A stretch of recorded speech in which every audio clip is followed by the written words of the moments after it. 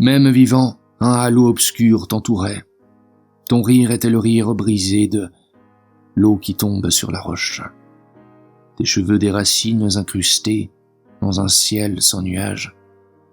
Tes yeux de poisson fourvoyés, cherchant une île.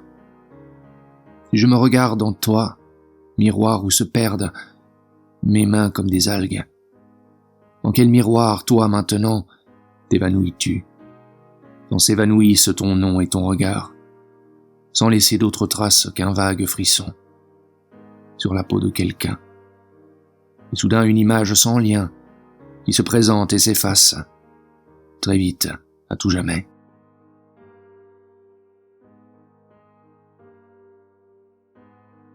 Nous méprisons le chien parce qu'il se laisse domestiquer et fait preuve d'obéissance. Nous remplissons de rancœur le mot chien pour nous insulter. Et périr d'une mort indigne, c'est mourir comme un chien. Pourtant les chiens regardent et écoutent ce que nous ne voyons ni n'entendons. À défaut de langage, du moins le croyons-nous, ils possèdent un don qui nous manque pour sûr, et sans doute pensent et savent.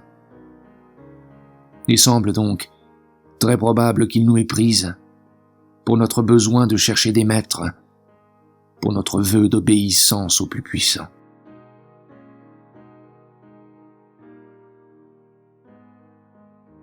Au long de ces ruelles, des ancêtres invisibles circulent parmi nous. Des bruits de voitures, des regards d'enfants et des corps de filles passent à travers eux.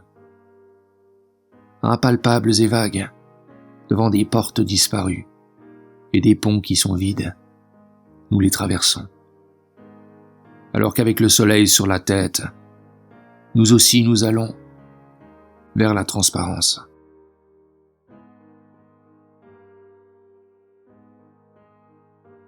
Quand mon fils mange un fruit, boit de l'eau ou se baigne dans une rivière, il dit tout simplement qu'il mange un fruit, boit de l'eau ou se baigne dans la rivière. C'est pour cela qu'il rit quand je lis mes poèmes. Il ne comprend pas encore tous ces mots. Il ne comprend pas encore que les mots ne sont pas les choses, que dans un poème, je veux dire ce qui nous dépasse à chaque pas. La colère quand il y a les échéances, les maisons d'emprunt et les vêtements qui vieillissent. L'espoir quand il y a les dettes et les rues partagées avec des journées monotones. Et des matins dont l'unique douceur est cette eau sur nos corps. L'honnêteté quand il y a les emplois temporaires et des amis si peu honnêtes. Les hold-up dans les journaux et les officines publiques.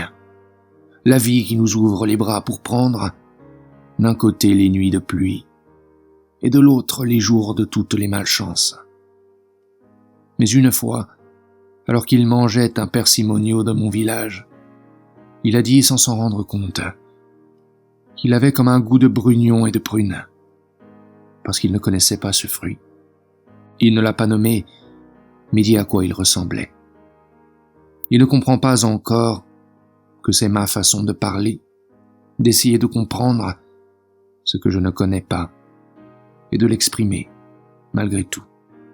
Comme si ignorer était aussi une manière de comprendre. Comme si je me souvenais toujours que la vie n'est pas une phrase ni un nom, ni un vers compris par tous.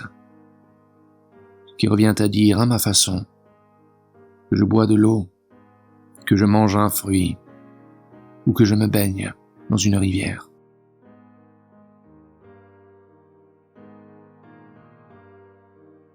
Il y avait des arbres plus vieux que mes parents.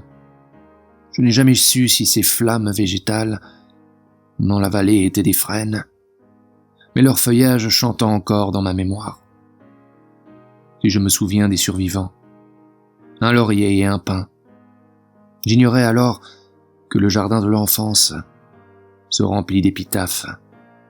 J'étais le spectateur de courants filiaux s'affrontant, rites étranges, de négation et de rencontres. Je te place au centre de ce jardin, moi qui ai vu tant de jardins en ruine, dans la ville de ton enfance, cette ville couverte par la gaze perpétuelle du brouillard. J'ai regretté la pluie. Les arbres m'offraient leur silence. La mer m'appelait à grands cris. J'étais un naufragé au milieu de la nuit. Tu ne m'as pas tendu la main solaire de l'amour. Et mon seul désir dans la ville de la détresse était la purification que l'oubli nous accorde.